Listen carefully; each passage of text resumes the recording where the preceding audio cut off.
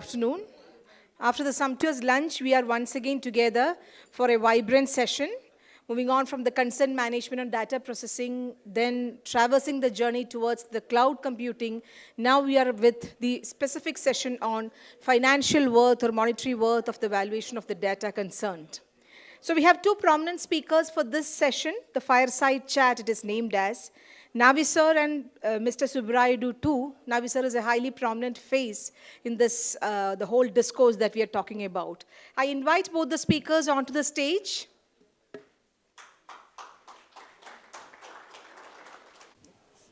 Hi, good afternoon, everyone. I hope I'm audible to all. Okay, thanks. So, thanks for everyone. This is the tough session post-lunch.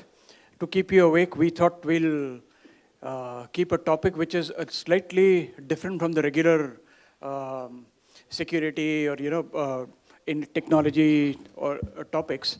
What we have is about valuation of data assets.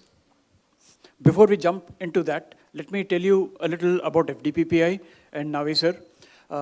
The Foundation for Data Protection Professionals in India, or FDPPI, is a not-for-profit organization into training on privacy laws mostly for working professionals with at least 3 to 4 years of work experience. And I started my privacy journey, maybe not many people may be knowing. I started my privacy learning journey with FDPPI and with Navi sir. So today it's an honor to have him in front of me. Navi sir, of course, is a well-known, recognized, respected figure in the world of data privacy in India. And maybe, I don't know how many of us know, in FDPPI we know because we have CSA Bangalore and other people also here. Navi sir was the one who took up the first post-IT 2000 cyber fraud involving banks case, the ICICI Bank case. He pursued it all the way till the Supreme Court. And we know him by that Uma Shankar case. Please, those of you who don't know about it, if you go to Google and search about the Uma Shankar case in ICICI Bank, you'll know the exact details and the issues that were there and what Navi sir took it up. Now, this data assets valuation also comes at the backdrop of a standard called Data Governance and Protection Standard of India that Navi sir has propounded, spearheaded, and he's been propagating it for almost 2 years now. Valuation of data assets is also an integral part of this Data Governance and Protection Standard of India, DGPSI. And he talks about it extensively in this Gardens of Privacy book that is recently published. And I found it extremely valuable. I've been associated with Navi sir for about 3 years now, and I keep hearing him practically once every fortnight on the topic. But even then, the depth and the clarity with which things have been explained in this book was actually fascinating. So I thought, why not use this opportunity to share some of the nuances of the topic that he's talking about in this book, in particular, data valuation, assets valuation. So Navi sir, the first question that I have for you is, see, you've made valuation of data assets as one of the 50 model implementation specifications which is an integral part of DGPSI. So which means if an organization wants to say that it is DGPSI compliant, it is in some way necessary for them to value their data assets, right? Now, ordinarily, the tech professionals don't think of valuation. And when they talk about protection, they might talk about tools and a lot of stuff. But the thought that valuing data assets and putting a number, a dollar value to data asset does not come to our minds, right? So what made you think that this would be useful for the data security and information security and incorporated formally within DGPSI? Thank you, and good afternoon, friends. It's really a privilege to share some of my thoughts with all of you, and particularly with the questions which Mr. Subraidu has prepared to raise on me. Fine. I must say that I started my career as a banker, and therefore the mental thought of looking at everything with the financial or monetary value was inherent in that upbringing in the bank. In fact, one of the reasons why Uma Shankar case happened was because I was an expert in banking law. I could integrate it with Information Technology Act and try to provide some kind of a solution, which at that point of time in 2008, no lawyer was able to essentially do. Fine. Now, when it comes to data related activities, one of the perspectives is, of course, the lawyers. Say GDPR, okay, lawyers will be looking at it as a law. Technology people have been looking at these things from the point of view of technology. But behind these people, there is a company. And company has got managerial people. CEO is also a managerial person. Now, what is his perspective on data protection law or data as an asset? Obviously, he has to look at data as an asset. People have been telling that data is oil and all those things. The concept that data has got value has been widely accepted. But it is just vague. Data has got value, everything has got a value. Okay. But how do you bring in the attention of the top management to the data protection investment, ROI? People will immediately ask ROI. Finance people will ask ROI. If you say you want a new system, you want to appoint a new data protection officer or invest in that, the first thing you have to convince your finance department is what is in it for the company. Why should I spend, say, on an executive with, say, I don't know what is the salary range today, but it will be, let us say, 50 lakhs or more per annum, even for a mid-sized company. So therefore, I felt that without the top management having a view that what I have is a valuable asset which has to be protected. See, if you take insurance, if you buy a Benz car, then you will know that I have got this much of value, I have to insure it, I have to take full insurance kind of a thing. So the realization that there is a value to an asset is essential for investing in any protective measures. That is one of the reasons why I felt, maybe you can call it as a managerial perspective of data. As against the legal perspective, technology perspective, I am looking at the managerial perspective of data. Under that, everything starts with the value. So today, people are not talking of it, only hackers are talking about value of data. Is it not? Because the ransomware demand comes with the valuation. Okay, and if you go to dark web, you get a whole menu list of which data costs how much. Okay, it's very interesting to see passport data of India, passport data of some EU member. That is $5,000, Indian is $1,000, something like that. So you can actually do a research on why dark web has a differentiation in terms of value of comparable data. Okay, so when, in fact, one of the things which we know that when some of the companies went into, say, merger, I will make a mention of this example also. Sometime back, I had a lot of discussions on this Net for India issue. Okay, and earlier, of course, the CIBIL issue. These are the two things which have troubled me a lot. What is that issue I was talking of? CIBIL has now become TransUnion CIBIL. You are aware of that. I was a banker. So I know that when CIBIL was formed, Reserve Bank convinced all the people that there is a need to reduce NPAs, therefore there should be a sharing of information between banks. Therefore we have a system whereby banks will exchange the information. At that time, this concept of privacy was not there. Nobody asked how can, say, Indian Overseas Bank share the data of its customers with, say, CIBIL, and another company, State Bank of India will share. Where is the consent? Okay, they passed a law and everybody believed that bank is a trustworthy organization, we gave it. Now, at that time, 90% of shareholding of CIBIL was held by banks and 10% was private sector. Everybody was okay with that. Now, 90% shareholding is with a New York-based listed company. 10% is with Indian banks. In that scenario, the value of data has been passed on to TransUnion.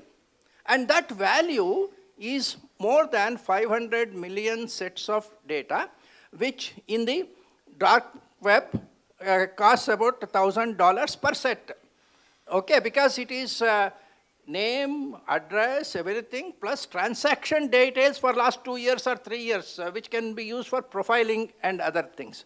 So I felt that this is cheating the public.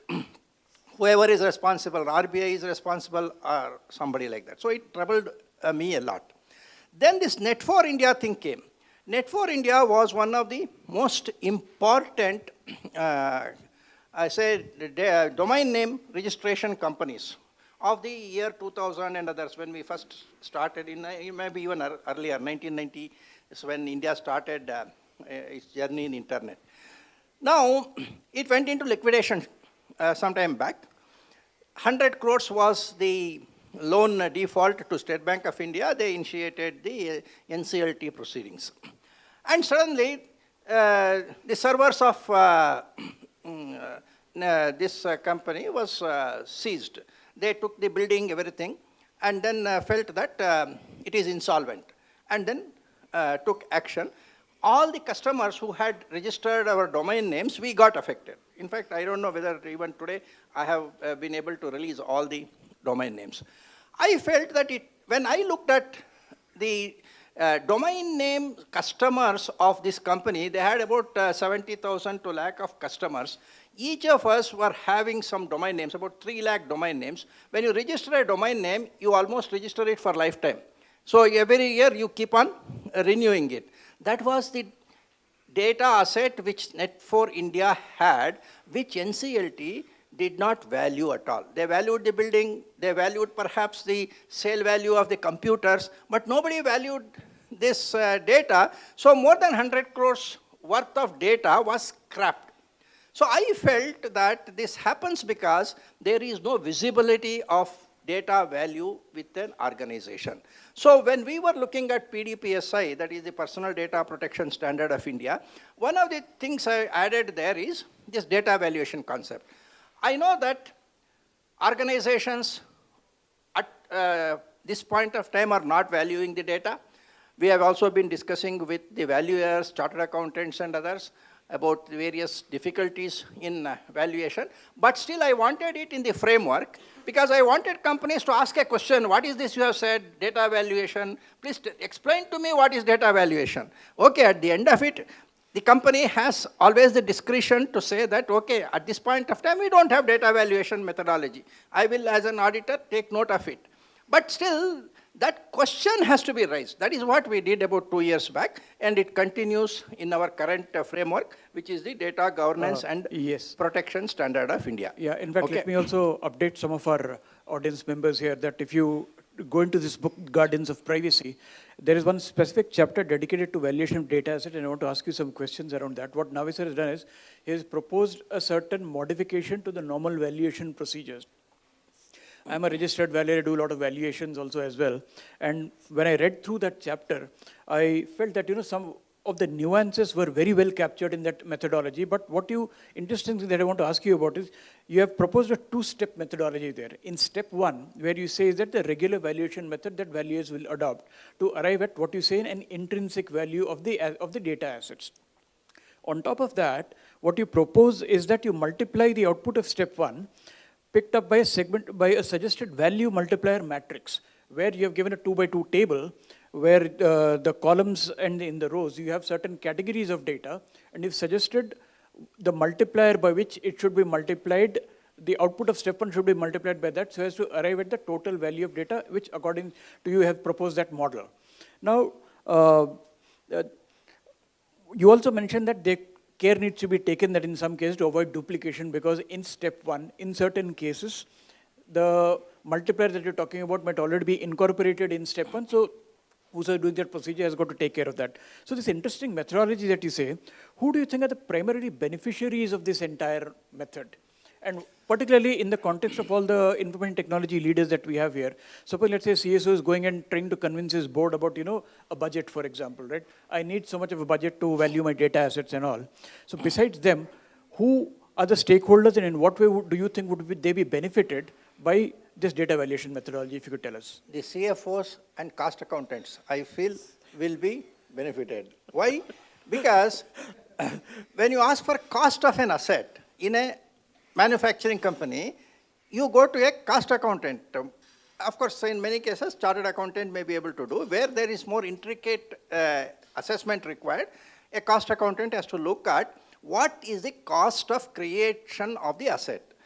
Simplest terms, it may be cost of acquisition. Okay, if there are some assets which I buy it out, and then I know the cost of acquisition.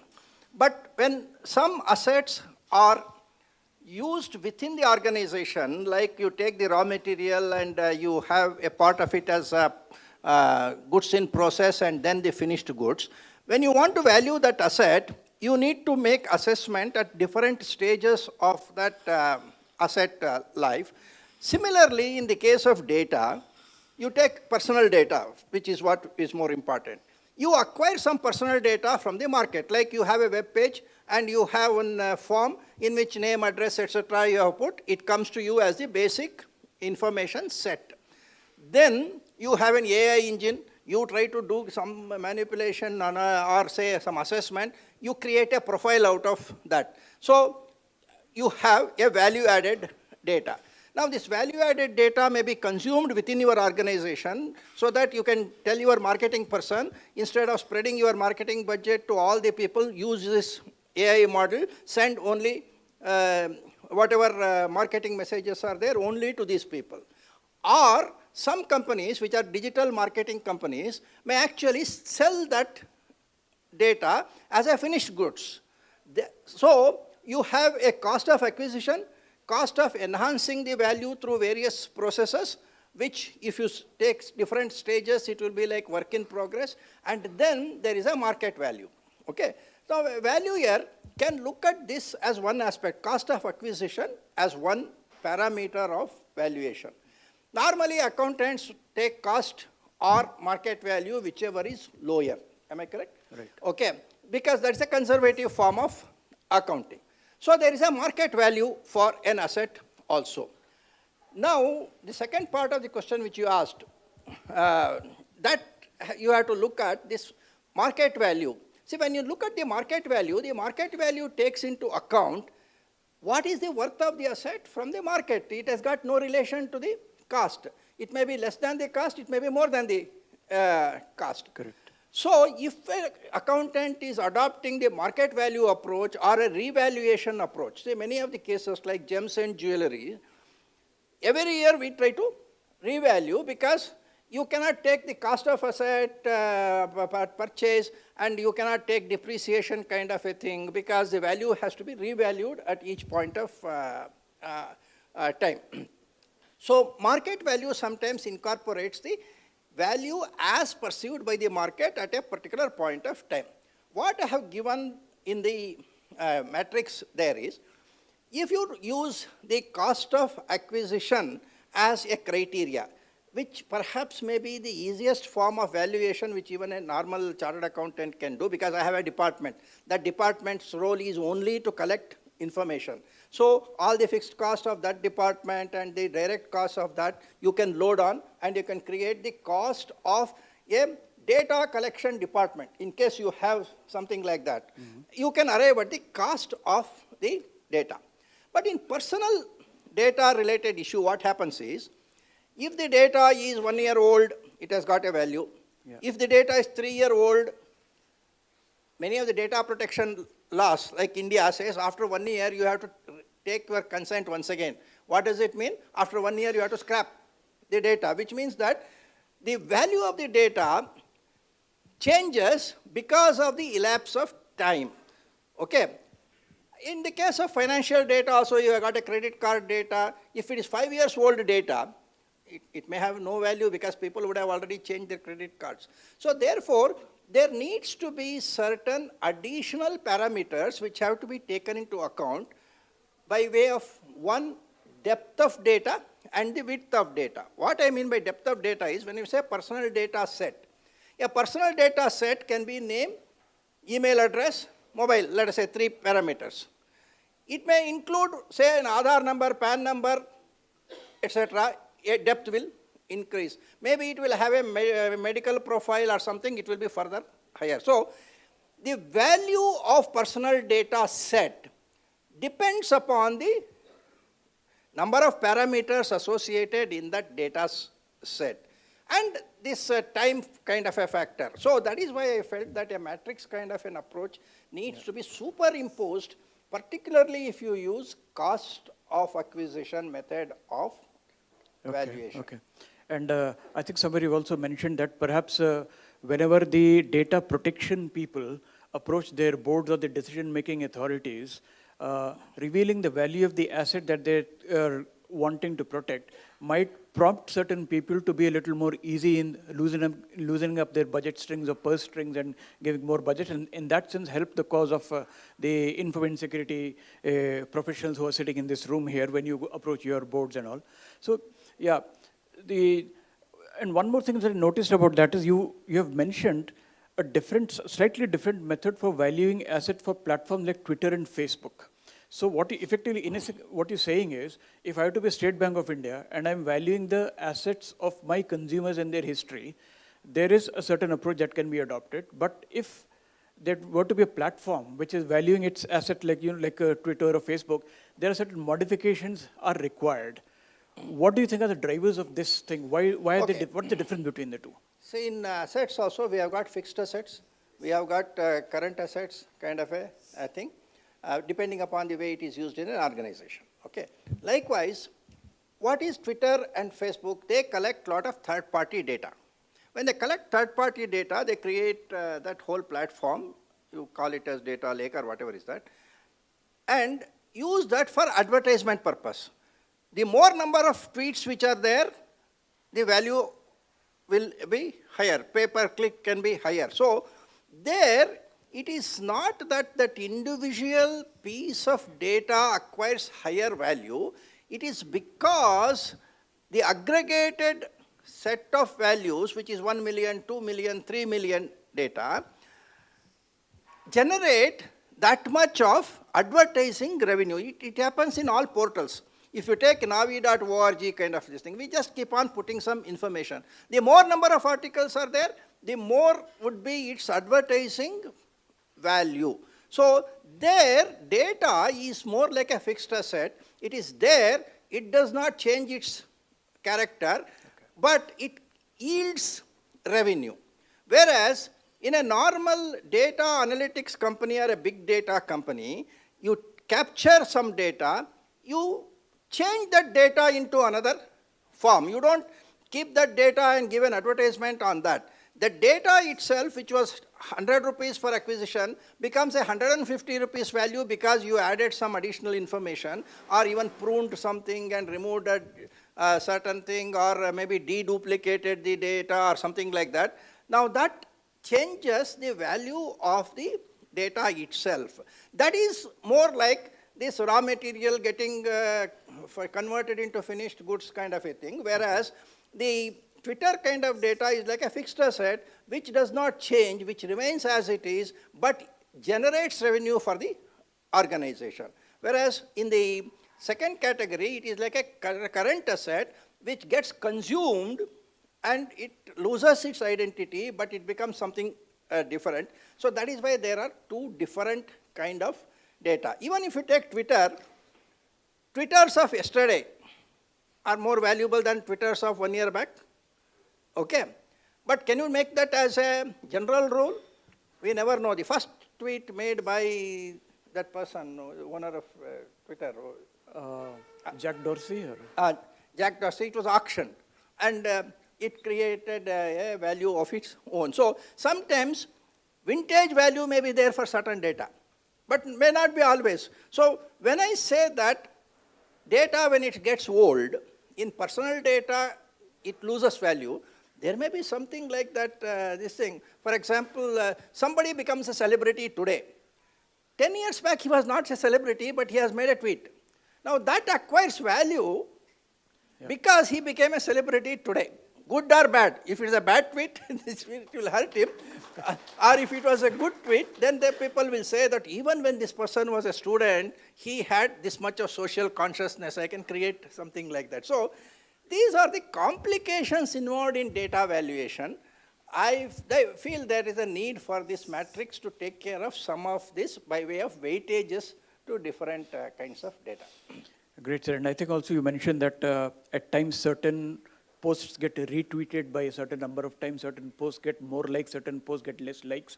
So these are also drivers of value of data assets if you're holding them in your platform. So these are good tips that all of us can carry back so that tomorrow if we are going back to any of our management, asking them for certain budgets, or just answering the question that why should I spend so much of money, having a dollar amount of the assets in front of you would be an important useful for you, because I read somewhere that, you get Fort Knox like security because of the worth of the gold that is there inside Fort Knox, right?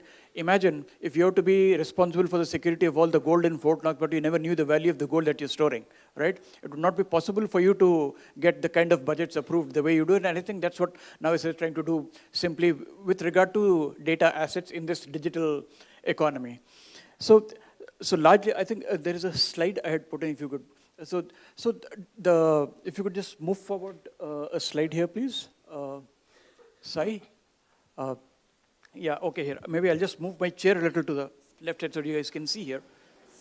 So the valuation of data assets, as you see, is a part of the larger piece which is known as the Data Governance and Protection Standard of India, DGPSI. Now, Ramesh will talk more about it tomorrow, but what we see here is the Data Governance and Protection Standard of India. A lot of people think that, if you're ISO 27001 certified, perhaps you will be adequately covered to say that you're compliant to the DPDPA. That's not true.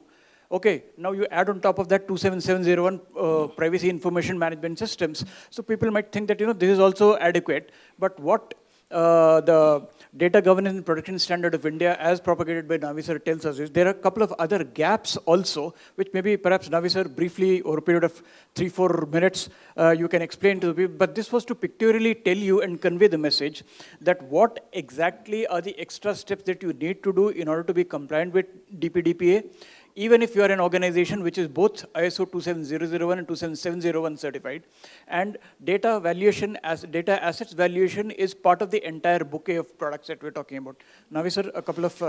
I'll start with this data governance thing, which is very relevant.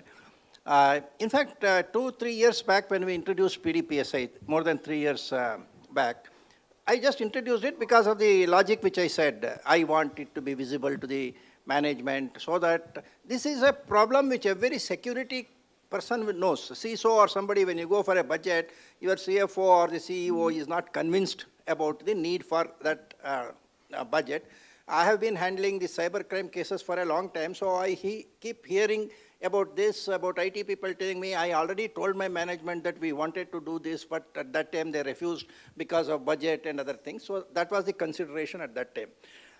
Recently, there has been a draft guideline or standard which has been issued by the Bureau of Indian Standards, okay, adequacy of data governance and data management. A public consultation has been held and it is now in the final stages of being released.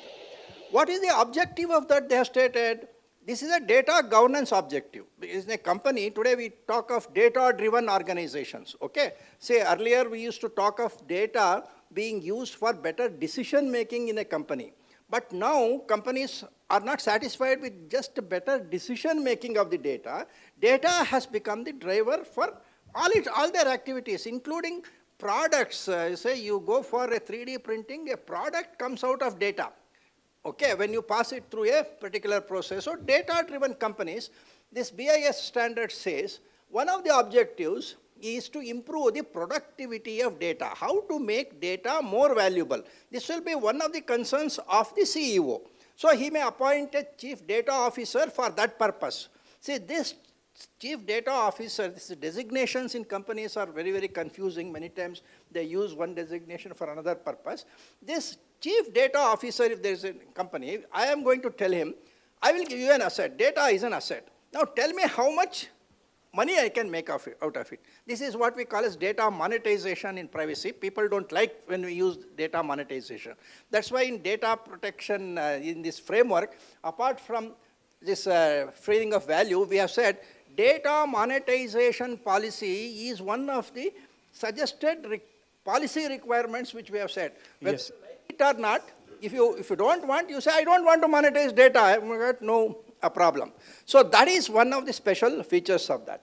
Now coming to this better known frameworks, ISO 27001 and 27701, the objectives for which these particular frameworks were developed were totally different. I think even today I was hearing somewhere about if I am already, I think some questions came up, if I am already compliant with the 27001, whether it is okay. Okay, I don't know where I heard in this or other these things. See, the question I ask is, today, let us say, analogy if you take, if you are selecting a team for T20 India, will you select Sunil Gavaskar as the opening batsman? Sunil Gavaskar has been one of the best batsmen of our era. People like us, we will never forget him. But that was at that time. Now today, tomorrow, if there is a T20 match, I will take him as a commentator, but not as a player. Likewise, 27001, in a particular context, was the best framework, may continue to be the framework in that format. Like you today have test players different and T20 players different and so on. Fine. So that is where we felt that 27001 is not sufficient. Similarly, 27701, which adds some PIMS aspects, again may fall short of the requirement because that is GDPR oriented. Who is taking care of DPDPA? So we created this particular DGPSI, which is directly hitting the Yeah, and in fact, what I noticed is data valuation and valuation data assets is also part of the draft BIS standards of data governance. So I think to kind of wind up, what we are saying is your approach that you propagate in the guardians of privacy and also as DGPSI, treating privacy as a data governance problem, and that this standard DGPSI will not only enable you meet the information security requirement, but also as the requirements of the DPDPA 2023. With that, I think we leave the floor open to questions, and if you have one final word yeah. I wanted to add. Yeah. Taking this into understand this thing, we have today, as of the Data Privacy Day. Okay, yeah, I forgot about No, data trust it's score. okay. Yeah. We, Data trust in score. FDPPI, we have tried to launch a new service called Web DTS, which I think we have already shared this thing. The idea is that it also represents our DGPSI approach in a different way. We are looking at a company opening a website and inviting visitors to come and see what I am doing. This is the first corporate website objective. Okay, subsequently, a website can do so many other things. For this particular functionality, which I call as a process, you receive some information. We are trying to say DPDPA compliance for website visitors. That is personal data of website visitors. We have created a service which until March 31st, we are offering that service as a free service to companies, any companies which wants to use that. We will do our assessment over about 30 different points and then give a DPDPA compliance assessment. So that is part of today's special offer, as well as it is part of the DGPSI framework. Yeah. Tomorrow we will say a little more on that process-centric approach of DGPSI. Yeah. I don't know how many of you noticed that in the older version of 2019 version of the privacy bill, data trust score was mentioned as a requirement which got dropped out in the latest one. It's not there in DPDPA, but it's been written under DGPSI. Yeah. So we want to guide the ministry. If the ministry wants to drop off, we don't mind. We will try to be more giving that measurability of this thing. That was the concept. Okay. We have just written. Yeah. Do we have time for Q&A, or we've consumed that time as well? And Yeah, we have. Thank you. So quick question, sir. So since now we are talking about data valuation, can it be brought under the company balance sheet? If so, how do we? If so, See, until the accountants agree, it cannot be brought into the balance sheet above the line. But it can be brought below the line. How? You can put it as a contra item, you can put it as a note. So I feel that is what is going to happen immediately until accountants and accounting standards accept a common method of, say, valuation.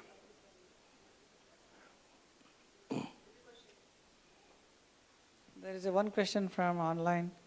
Is there any law or regulator approval in India for organization to sell information or data or PII?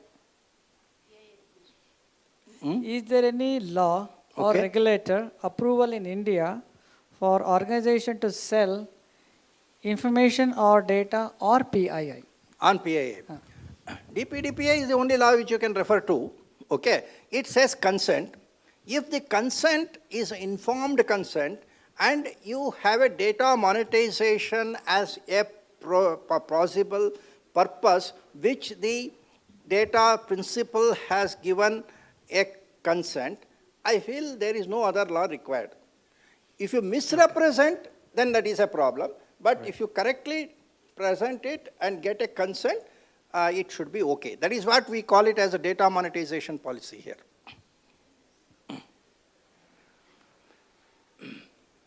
Any more We questions? can take final question for this session.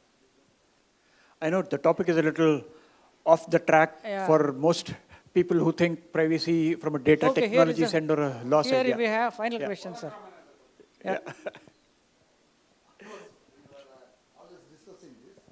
We were talking about acquisition from this one. When we are sourcing the personal data, which comes with a condition that it cannot be sold, as far as they are concerned, is it subject matter of this valuation again, or can we convert this personal data into non-personal and then value it? What is the proper method that could be? See, if the consent is for consumption, whatever value consumption can give, that is the reason why you are buying it at a price. Fine. Okay. You cannot sell it, obviously. Therefore, its value is limited to consumption. And if the purpose is one-time use, it is only one-time use. If the purpose is multiple use, maybe you can keep on using it multiple times. So purpose defines the consumption also. Okay, what is the second part you said? Second part, can I convert into... Okay. Anonymize it. Okay. This, many of the privacy activists may not fully agree with me. People sometimes say, anonymization also requires a consent. I'm sure many of you may actually have that kind of a view. Okay. My view is, anonymization is actually removing the personal data from the category of personal data and taking it outside. I don't think there is a separate consent required. In fact, you are increasing the security of that because once for all, you are preventing the misuse of the personal data. Of course, if your anonymization technique is imperfect, that is different. Assuming that there is a proper standard way of anonymization, it will actually be a value addition to the personal data holder because at least my personal data is forever protected, at least in that context. So I feel it should not be considered as an unacceptable thing, but I'm sure many GDPR people will not easily agree with me on that. They'll say consent is required even for anonymization. Okay. Let me agree to disagree with such people. Yeah. Pardon? Improper anonymization is like a failure of security. Now, suppose you say encryption. Now, if you go to HIPAA in High-Tech Act, it says breach of encrypted data is not considered a breach. Am I correct? But if you say, what if encryption is bad? You can decrypt it. Then there is a weakness in the security measure you have adopted. Second, there is an intention of a person who decrypted it or de-anonymized it. That is a crime. That is, I have used a particular standard, reasonable security I have applied and I have released anonymized data. You are more intelligent than me, you use all techniques and de-anonymize it. It is like a hacker trying to override the security. I feel they should be punished for that. I should be punished if I am not reasonable in terms of anonymization. So there has to be a standard to determine whether I am reasonable or not. Above that standard, if breaking is possible, that should be considered as an unreasonable thing. Don't expect me, because I can't protect a quantum computing to be used to break the anonymization. So law should make the distinction, which was there in the earlier version of the PDPB. So it may come again.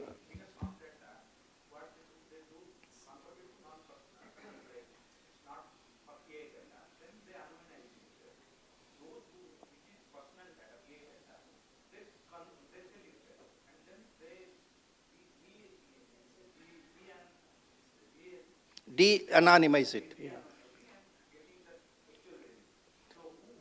No, I said two things. One is weakness in anonymization technique, which enables a de-anonymization. Then a de-anonymizer who has a malicious intention of breaking the security. That should be handled by the cyber crime laws. And this should be handled by security laws. There is reasonable security. What is reasonable standard of anonymization? Security people will have to determine that and say. Okay, so between these two, you can handle this kind of a situation. There is, at present, this law doesn't say anything, but GDPR specifically says anonymized data is outside GDPR. So if you take that, even Indian law, you can assume that. Okay, so I think. One last question. Okay, yeah. In terms of cyber insurance, right? So now we talked about associating a value for data, monetary value for data. When we talk about cyber insurance and in the context of a company that is operating, let's say, in multiple geographies, what amount is the right amount? Or how do we come to that amount that, probably is the right amount? If anybody is there from cyber insurance industry, I would like to ask, how are you giving a premium quote without knowing what is the value of the data? Today, they are determining premium based on the name of the company. If it is a good company, they will give a particular premium. But actually, insurance law does not permit that. If you are insuring an asset, the asset value is important. If you are insuring a car, what is the value of this car? Depreciated value, it is important. Whether it is owned by you or owned by a CEO of by Elon Musk doesn't matter. Insurance premium should be same. But it is not happening in cyber insurance. And if you don't do that, if you don't value data and take an insurance, what happens now? Then there is what is called a co-insurance which is happening. That is, suppose I have got 1 lakh worth of car, I insure it only for 50,000. Insurance law says for other 50,000 you will be considered as a co-insurer. So tomorrow if there is a damage of 20,000 rupees, insurance company will pay 10,000 rupees, other 10,000 rupees you are supposed to do. This is the insurance law. So when you don't value the corporate data asset and try to go for an insurance, you are open to this risk. Insurance company is not bothered because that is a contract where it's a uberime fide contract we say. Okay, that is all responsibilities are on the insurer to declare the correct value of this thing or something like that. And only when the claim is raised, the company will say, no, you had 100 crores worth of asset, you insured it only for 10 crores, you have given a wrong declaration, so I will only give it for 10%. Law cannot defend you. So the downside of not valuing data assets correctly, and with that, I think we'll come to the end of this. We're already running out of time. Thank you. Thank you. Thank you.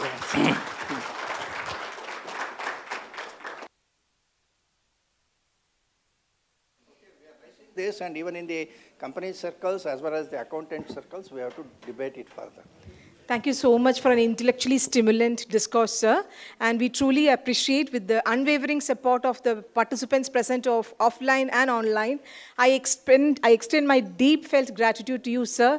We truly appreciate your accomplishments and expertise in your profession, and also the brevity and precision with which he was presenting the highly thoughtful, thought-provoking kind of discourse. Thank you so much, sir. I invite Mr. Shekhar to facilitate our guests on the stage. Sorry, sir, Mr. Shankar.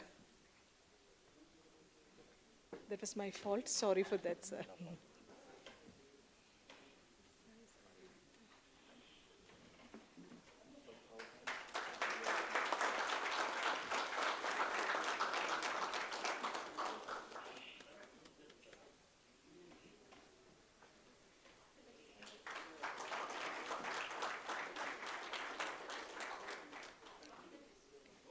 Now over to Ms. Satya for the quiz moments. Please, ma'am.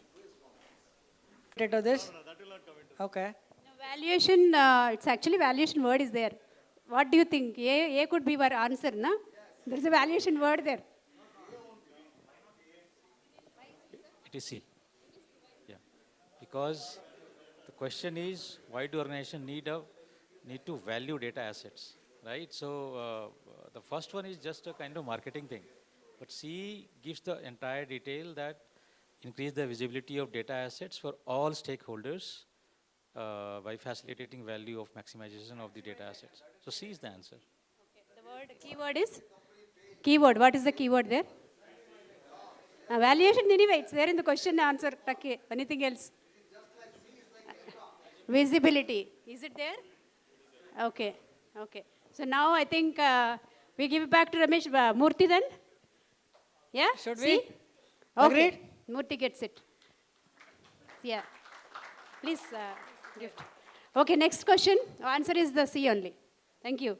Thank you for additional explanation and help. Next one. Ready? Ah. This might be tough, I guess, huh? Yeah. True? You have False? any other question? True, false. No, no. You have any other question? There is no 50-50. Navya, you have another Don't ask question? the 50-50. No, no, that's okay. That's why I'm saying go on. Next question. No, okay, then I'll ask.